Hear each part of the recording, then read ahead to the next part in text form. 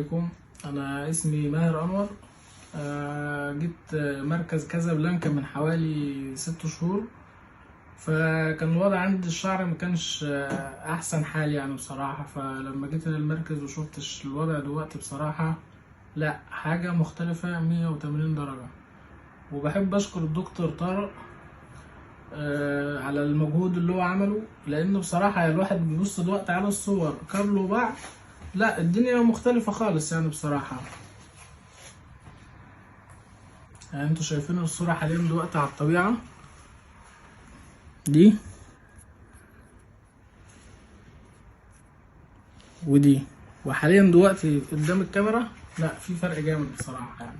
فانا بحب اشكر المركز والدكتور طارق على المجهود اللي هم عملوه معايا بصراحة يعني. شكرا.